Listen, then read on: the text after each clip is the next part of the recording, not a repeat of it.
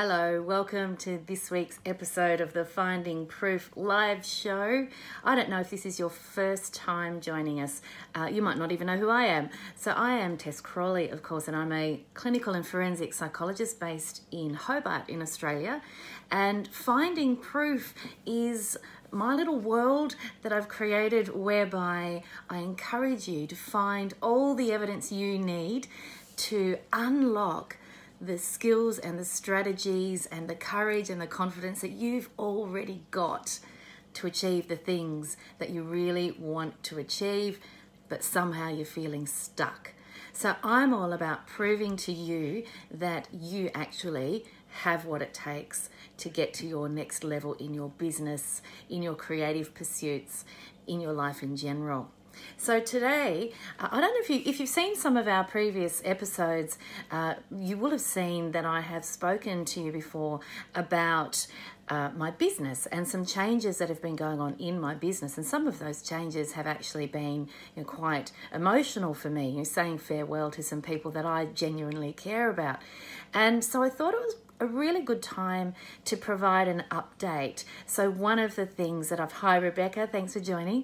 One of the things that I've really wanted to share with you all is how I have traveled this road of a very bumpy patch in my business. It's not the first time. If you are in business, you will know that there are bumpy patches on the road. Always. You're always going to have them. You'll have great patches. You'll have terrifying patches, you'll have exciting patches, you'll have really quiet, boring patches, and then just when you think you've got it all sorted out, something changes again. It's a little bit like raising a toddler. So my business has been around my psychology practice. Started out nearly 20 years ago as a sole practitioner. I was renting some rooms for another practice, and over the years I gradually chipped away. I started out working in private practice while I was also working full-time in a prison setting. So at the end of my prison day, I would come to my very beautiful waterfront room in Salamanca Place, sort of near Salamanca Place in Hobart in those days, not the same place I am now, of course. And I would see one client a week, and I was so excited, and I still remember that very first client. And if you have a business and you fought hard to keep your business going, I bet you can remember your very first client too. I bet you can remember all the doubts you had, all the fears and all the nervousness you had. I certainly remember sitting there thinking, oh my goodness, she's paying me money for this. Oh my goodness, I'd better be good. So I remember those fears, and it's a bit like it was yesterday, but it was nearly 20 years ago. Fast forward 20 years down the track, I now have a group psychology practice, which is almost 10 years old itself. And I have two locations, a Hobart office and a Launceston office. And I've got clinicians who travel around to rural areas in Tasmania delivering mental health services. And I could not be prouder of my team. My team is diverse. We've got psychologists, we've got social workers, we've got occupational therapists, we've got a family therapist counsellor, and we have over the years really honed or carved out a nice niche in psychological practice in Hobart, where we're mostly known for two key things, I guess: perinatal and infant mental health, which is my favourite area of practice with my clients, and also rural mental health, which is where we travel out and see clients in rural locations. And that's an area of practice intensely close to my heart, because that service grew out of me spending some time living in the country, and I still have very dear friends in that rural community. So today, the update, where are we at? Well, things started to change for my business back in about June, and over the time since June, there have been a number of factors that led to quite a large number of my Hobart-based team deciding to move on. Most of them had been with me for quite some time. They had things like contract renewal dates coming up, or had reached a new level of qualification, or for whatever personal reasons had decided it was time to start looking around and seeing what else was out there. another practice opened up in another part of Hobart that had previously been really underserviced, and so a lot of people, not just in my team, were really drawn to that new service as well. So lots of factors came into play, and for me, as I've said in a previous episode of the Finding Proof show, it's been really a mixed bag of emotions. One of the most popular episodes of this show was where I actually got a little bit emotional talking about the feelings as a business owner and as a leader that come about when you're saying goodbye to people, and how hard it can be when you're saying goodbye regularly to people that you genuinely like and care for, and you genuinely want to do well in their lives. So, of course, I'm all about a growth mindset. So for me, watching my team members grow, you know, I'm a mentor to mental health professionals and other professionals. Of course, I expect myself to walk the talk, and I expect myself to grow from tricky experiences, but I expect my team members to grow. Otherwise, what kind of a mentor am I really if I can't be, you know, as supportive of my team as I would be of my mentoring clients? So when new opportunities arise for them, I'm sitting with emotions that are difficult sometimes, and of course I look inwards and wonder, what could I have done differently to make it more attractive for people to stay? But I can't keep people forever. You know, some of the people who are moving on from my team have been with me since they were students. It was their first job out of uni. I can't expect them to sit there forever and never do anything else. That's not fair, not realistic. And I certainly wouldn't have wanted that for myself either as an early career professional. So the next stages for me, hey Kath, the next stages for me were all about learning how to sit with my feelings while also trying, and this is so hard and it was so difficult, but I think in hindsight I can say I think I achieved this, being able to sit with my feelings while also having room for the emotional journey that my team members were going on, because now we're at the stage of actually saying goodbye to them. So most of them have served out their notice periods now, and we've said goodbye to a couple of them this past week, and there's a couple more to go. And it's, how to describe this, you know, to be present and gentle and compassionate with my own feelings, while also holding space for what I'm seeing now that people are actually walking out the door for the last time. Of course, it's not really the last time. They're always welcome back for a drink and a hello. But, you know, ostensibly their last time working with us. And I'm watching them be sad about that. I'm watching them have mixed feelings. And you know what? That's healthy. Because I also know as soon as they get home, they'll be excited about what they're doing in their new role. And that's what they should be having, is this sadness to say goodbye to a journey that they've enjoyed and appreciated and learnt and grown from, while looking forward to their new growth journey. Now that's a healthy goodbye. That's what a healthy goodbye looks like. So it's hard emotionally for me as a business owner, and if you've got your own team and you're going through this journey, or ever have to go through this journey with your own team, I would hope that you will take away from today the notion that your mixed feelings are fair and reasonable, and your team members will have mixed feelings too. So respecting each other's feelings is really important in this journey that you're on.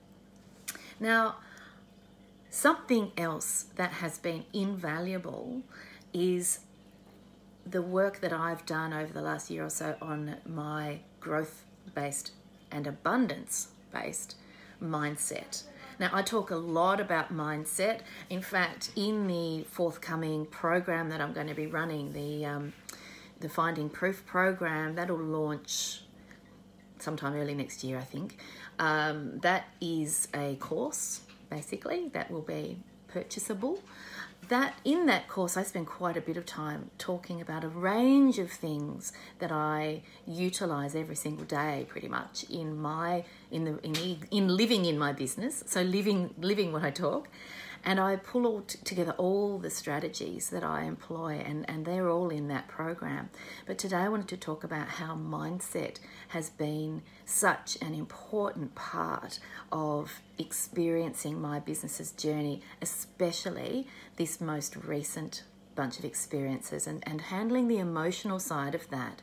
So the first thing that happens when somebody says to me that they're ready to move on, my first feeling is panic.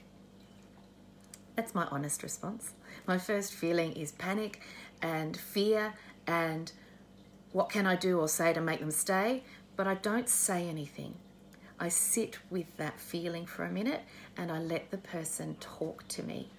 And 9 times out of 10, 9 times, I can think of one occasion, and if she's watching, she'll know who she is, and she's got my love, where 9 times out of 10, I do not attempt to talk people out of their decision, because I know that by the time people have found the courage to bring that conversation to me, they've already agonized enough about what their decision's going to be. Now, I know that for a fact because I know that my team, even though I've got quite a large team as far as private practices go, my team is still small enough for me to know everyone in my team quite well. And I know that people don't play games in my team. They don't come to me and say, I'm leaving, hoping that I'll say how much it would take to keep you. People would come to me and say, I'm not happy with my pay. What can we do to talk about that? So when people come to me and they say, I've decided that I need to move on, there's this other opportunity, or I want to explore this other area of practice, or I want to go and do this thing in my personal life, I sit and I respect that decision. And then it's about what can I do to facilitate them feeling okay that they've made a very difficult decision and that they are about to embark on something that's scary for them too.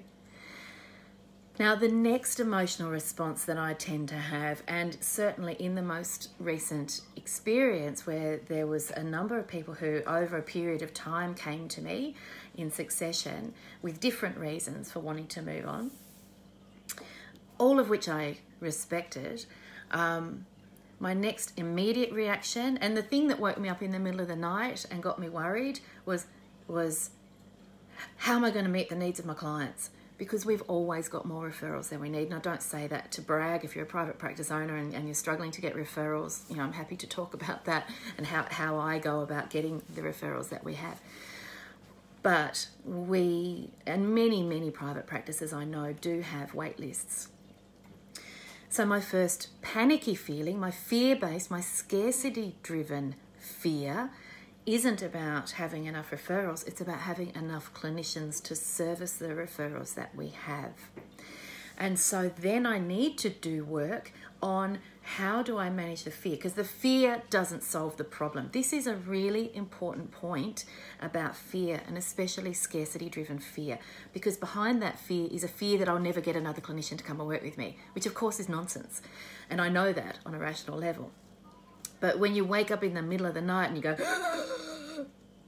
what am I going to do? That fear is coming from such a place of scarcity, which is scarcity. If you've not heard about scarcity or a scarcity mindset before, it's about never having enough. It's that horrible feeling there's never enough team members, never enough referrals, never enough time, never enough money. It's an ugly, horrible place to find yourself stuck.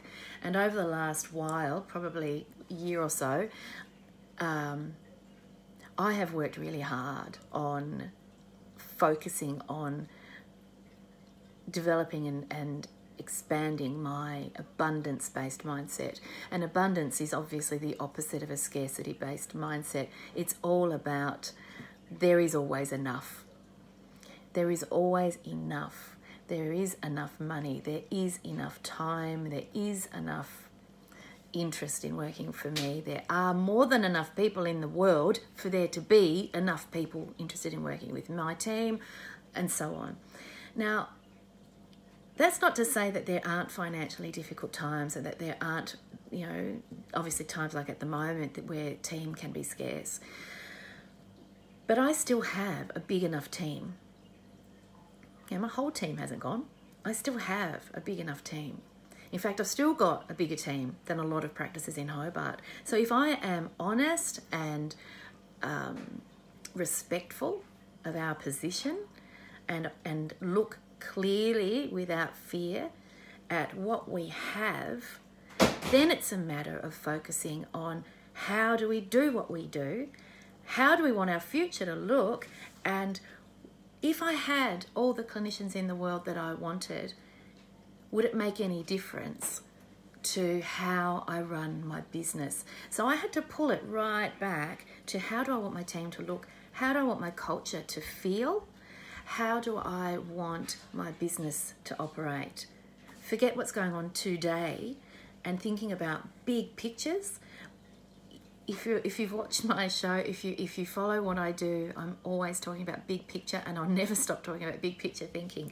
If you're running a business or you're leading a team, hey Kim, welcome. You need to be 2 or 3 steps ahead of yourself all the time. That doesn't mean you lose sight of the nitty-gritties of the day-to-day, but you must have a big picture perspective in mind as well. So for us, and our what we do best is perinatal mental health, infant mental health, early family stuff, rural mental health, outreach work. That's what we are known for. That's what we do really, really well. And we've got more than enough team to focus on what we do well. So you can see that even without yet having taken on any additional team members, we've got a new triage officer, which has been a fantastic decision, can I say. But in terms of, as people, we're not replacing like for like, and I'm not in a hurry to either, because I can see when I put my abundance hat on and throw out the scarcity driven one, I can see that we can focus on what we do really, really well just by paying attention to what we've got and how we do what we do, and focusing on our lane and staying in our lane and not trying to be all things to all people. So I think, we're not Bunnings. We're not a one-stop shop. You can't just pop in and get a hammer and a coffee. We do one thing, a couple of things, half a dozen things maybe, but that's what we do well. So I'm known for being a bit of an optimist, right? I am known for being an optimist. I am known for seeing the positive in most things most of the time. And that has actually been used as a criticism sometimes. People have sometimes looked at me and said, you're not being realistic. I'll tell you who has never challenged me on that. My banking specialist, my accountant, my business advisors, my mentors. So sometimes other people are made uncomfortable when you take an abundance-based mindset, and because they're stuck in scarcity. So when other people around you are going, but what about, but you can't, quieten your own self down, calm yourself, take that breath that gives you that pause button, and stop and go back to your big picture. Be mindful, obviously, of what you need to do to achieve that big picture and who you need around you to support you and whose opinion matters. That's really important. Whose opinion matters? Whose opinion serves you? Whose opinion serves your goals? How does that person help you puff up your tyres some days when you need that little bit of extra oomph to keep on trucking? So don't let optimism be confused with being, Pollyanna-ish or being unrealistic. If you have a bright, positive focus and an abundance-based mindset and you're good at what you do, that's kind of the secret sauce. You're the secret sauce. You must be good at what you do. You've got to do what you can to be good at what you do and focus on what you're good at and keep going. Keep swimming in your lane. Keep doing the do. So an abundance mindset doesn't magic me new team members, but I'll tell you what it does do. By keeping me focused on what our lane is, our recruitment processes we've got 2 recruitment drives underway at the moment. One of them was, hey Neil, welcome from Canada. One of the Rebecca's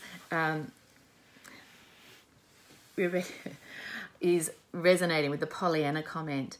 I think when you are in a business or in a profession where it can be really hard sometimes, I think, and I don't mean any disrespect, Neil, I'm sure there's a male version of it, but I only know the female version, but I do think it's a girl thing, that girls are often criticised for being overly optimistic, especially when they're in leadership roles, for being unrealistic, especially when they're in leadership roles. And I'm going to use the word girl because I can, okay? Also happen to be a woman. Now, so our recruitment process has been an interesting one. So we put the call out for provisional psychologists, which are psychologists who've had adequate training to have provisional registration with the Psychology Board of Australia, but they still need to do a few more bits and bobs over a course of time. So usually it's supervised practice before they're fully registered. We put the call out because the third thing that we are known for and we do well is training new clinicians. So going right back to basics, focusing on our big picture, the three things we do well: perinatal mental health, rural mental health, training new clinicians. So we put the call out for some provisionally registered psychologists. We got some amazing applicants, let me tell you. And Monday, what day is it today? Tuesday, we interviewed, and we were able to offer each of those three people that we interviewed a place with us. Now, they are all offering something different, and they are all bringing incredible skills and prior experience to the table. Now, when you're scarcity driven, in fact, many people have said to me, you can't put a provisional psychologist on this team. The clients that we have are too complex for that. They won't have enough experience. They can't do this. They can't do that. And yet, most of my team members started with me as provisional psychologists completing their training. And in fact, the provisional psychologists that we've got offers with at the moment already have a bucket load of experience under their belt doing amazing things. And the reason they're still provisionally registered is many and varied. There are plenty of reasons for that. Now, the second recruitment process we undertook is probably the crowning glory, if you like, of what can happen when you focus on what you do well and you stay in your own lane and you have an abundance mindset. So getting back to that idea of what we do well, one of those things being training new clinicians. So we decided to create a graduate program taking on some of the less experienced provisional psychs who've just finished certain stages of their training. We've recruited for that. We've offered interviews for people who've applied for that, and we'll be interviewing those people next month. And I can't tell you how excited I am, because this is a new process for us. This is a completely different way of doing what we've done before with training new clinicians. So let's go back in time to when I'm waking in the middle of the night, worried about how we're going to service the needs of our clients, to a couple of months later, and we've got this amazing new graduate program on offer, and we've got all these amazing people that have been drawn to work with my team, because when you focus on what you do well, that's what will happen. People will find you. You get your message out there about what you do and how you do it, people will find you. So in your business, whatever it is, stay in your lane, keep doing what you do well, and your reputation will make its way out there. We had somebody approach us completely out of the blue who would have been a perfect fit for my team, quite experienced too, in fact very experienced. Unfortunately, between the two of us, we just couldn't make it work out. But I'm hoping, perhaps one time in the future that will work. But that's what happens when you stay in your lane. You focus on what you do well. You maintain that abundance mindset. People will be drawn to you because you're confident in what you're doing and you're focused on what you do well. I think that for us, for my business, I'm going back to the emotional side, and it is really hard saying goodbye to people, and I'm never going to get used to that, and I don't want to ever get used to that. I don't want to ever not be sad when somebody leaves my team. It's like saying goodbye to a friend when they move away. It's like saying goodbye to, I think of my American friends whose kids are forever moving away to college. I don't get that. In Australia, we don't necessarily have that. Although I guess I know some families do have children who move interstate for university. But you don't want to be brittle. You don't want to be hard. You don't want to be jaded. You need to be real and you need to be emotional. But you need to also have self-compassion and that respect for yourself, that you can learn how to tolerate those feelings and look after yourself so that you can look after your team and hold them while they're making those difficult decisions as well. So, in short, the abundance mindset that I've adopted over the years is what gave birth to this graduate program idea. It is what gave birth to the notion that we can just focus on what we do really well. It has given birth to a number of positive elements to how I run my business. And there are elements to how I run my business that I don't even necessarily notice I'm doing, but they leach into every area. So when I talk about business being all about relationships, that's coming from an abundance place mindset, because I actually don't believe in competition. I really don't. I think there is a thing, that healthy competition, but competition for the sake of winning or being the best, I don't really, if I'm honest, I don't really believe in that. Because that's trying to fill some other need in you.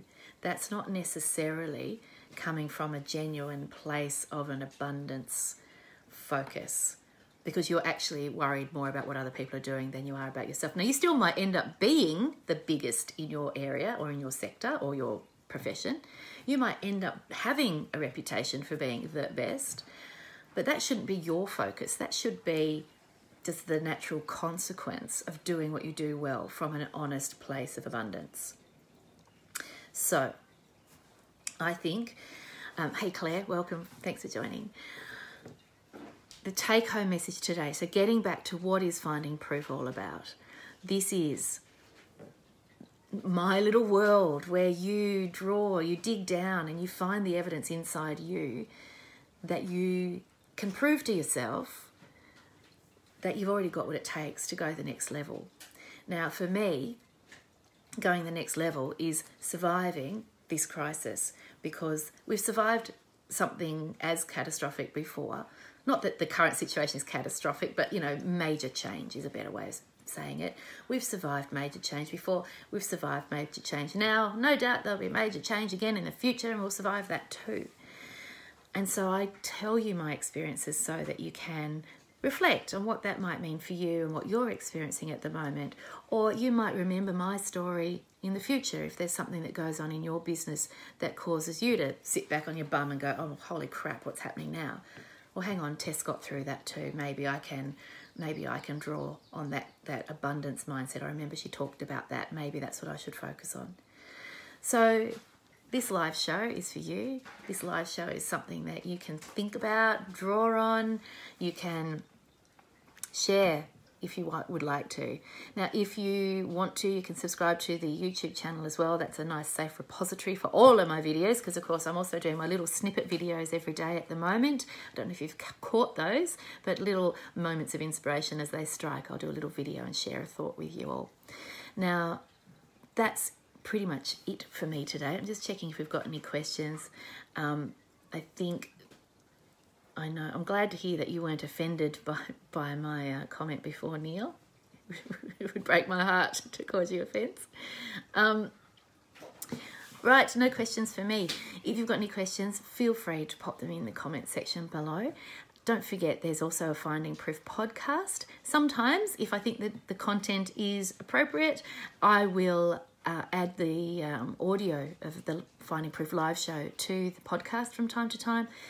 In the background at the moment, I am pulling together a rather fascinating list of people to be interviewed both on the live show and transferred across to the podcast. So if you've got a story about having overcome or having drawn down on your own courage, confidence, abundance mindset to get you to your next level, if you've got a story around that you think others would benefit from, please don't be afraid to send me a private message about being interviewed on the show.